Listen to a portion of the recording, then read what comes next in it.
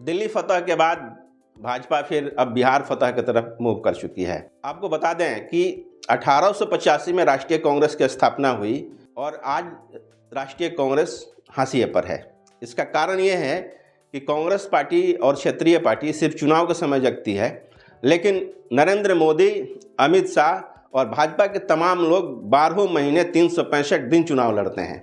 अब सामने बिहार का चुनाव है।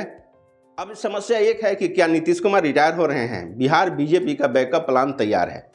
मंत्रिमंडल विस्तार के साथ ही खुले सारे पत्ते और ये पत्ता खुल गया कि अब भाजपा क्या करने के मूड में है। मंत्रिपरिषद विस्तार की जो सूरत निकल कर आई है, उसे एक बात तो साफ हो गई है कि बिहार फतह की योजना बना रहे प्रधानमंत्री नरेंद्र मोदी अब पूरी तरह से मुख्यमंत्री नीतीश कुमार की राजनीतिक थाती का बैकअप तैयार करने में लगे हैं। ये अलग बात है नीतीश कुमार साथ रहेंगे या जाएंगे, ये समय बताएगा। जाहिर है उम्र और स्वास्थ्य को देखते हुए भारतीय जनता पार्टी अभी से ही 2030 का चुनावी योजना बनानी शुरू कर दी है। हालांकि यह कोई आज और कल की सोच नहीं है। इस पर भाजपा के रणनीतिकार कुछ साल पहले से ही काम करने लगे थे। अभी मंत्रिमंडल विस्तार के नाम पर जो कुछ हुआ तो समान विस्तार की तरह तो नहीं था। भाजपा ने अपनी आगामी राजनीति का मात्र एक ट्रेलर दिखाया है, लेकिन एक संदेश तो साफ दे दिया है कि भाजपा अब नीतीश कुमार के भरोसे राजनीति नहीं करेगी। यह भविष्य की राजनीति को अपने आधार वोट को विस्तारित कर नीतीश कुमार के वोट बैंक को बैकअप तैयार करेगी। इसी के तहत अब तक जो सवर्ण और वैश्य इनकी राजनीतिक दृष्टि के दो आंखों की तरह थे, अब इस कड़ी में लव और कुश का समावेश हो चुका है। भाजपा अब तक जो 30% राजनीतिक के प्लेटफॉर्म से बिगुल फूंक रही थी, अब वह उससे लव कुश के लगभग 8% वोट को शामिल करने का प्लान कर रही है। इस प्लान के तहत अब भाजपा की सोच में केवल कुर्मी वोट के लिए नीतीश कुमार ही नहीं रहेंगे, अब उनके भी चेहरे कुर्मी कुशवाहा की राजनीति करेंगे, भले उनका प्रभाव एक खास क्षेत्र पर हो। इस कड़ी में नीतीश कुमार का इस विस्तार से किनारा करना उतना महत्वपूर्ण नहीं रह गया है जितना कि भाजपा की तरफ से बतौर बैटिंग करने उतरे भाजपा विधायक कृष्ण कुमार मंटू और डॉक्टर सुनील कुमार का मंत्रिपरिषद में शामिल होना इतना भी नहीं है। भाजपा में विजय मंडल को मंत्रिमंडल में शामिल कर केवट वोट बैंक में सेंधमारी की कोशिश भी कर डाली है, यह जानते हुए भी कि नीतीश कुमार के वोट बैंक में लव कुश के साथ अति पिछड़ा वोट भी शामिल है। यानी भाजपा आगामी राजनीति के परिप्रेक्ष्य में अब किसी तरह की चूक नहीं करने जा रही है। भाजपा ने इस अपने प्लान के तहत एग्जीक्यूट तो साल 2022 में ही करना शुरू कर दिया था। यह वह समय है जब भाजपा को दूसरी बार नीतीश कुमार ने साथ छोड़ा था। भाजपा इस प्लानिंग में जुटते ही काम करना शुरू कर दिया था।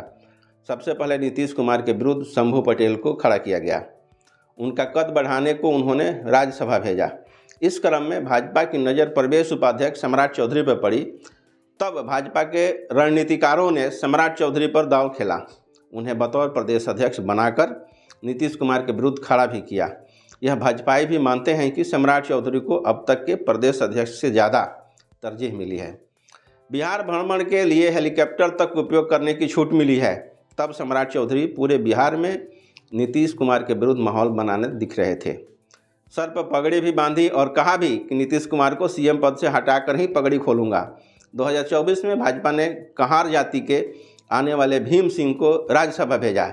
यही नहीं, 2024 लोकसभा चुनाव के पूर्व उपेंद्र कुशवाहा को एनडीए के साथ लाने के पीछे भी नीतीश कुमार की ताकत को कम करना था। लव कुश वोट में सेंधमारी के तहत उन्होंने एनडीए लाया, ऐसा इसलिए कि बिहार में कुर्मी से ज़्यादा कुशवाहा वोट है। राजनीतिक गलियारों की बात करें तो नीतीश कुमार भाजपा की सूची देख नाराज थे। भाजपा जिन 4 लोगों की मंत्री बनाना चाहती थी उसमें नीतीश कुमार सहमत नहीं थे।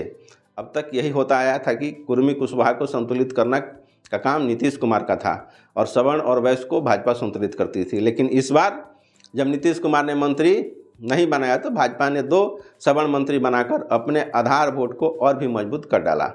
इस तरह भाजपा ने नीतीश कुमार को का वैकल्पिक तैयार करने में लगभग सफल रही है। अब धीरे धीरे बिहार में चुनाव नज़दीक आ रहा है और नवंबर में चुनाव होना लगभग तय है। इलेक्शन कमीशन भी तैयारी में लग चुका है। स्थिति ये देखना है कि क्या नीतीश कुमार की स्थिति पूर्ववत रहेगी। अभी हाल ही में एक बयान आया है कि हो सकता है कि भाजपा मुख्यमंत्री तय करे। एक भाजपा के वरिष्ठ नेता ने यह कहा है। अगर ऐसा रहा तो क्या एनडीए फिर टूटेगा, ये देखने की बात है। धन्यवाद।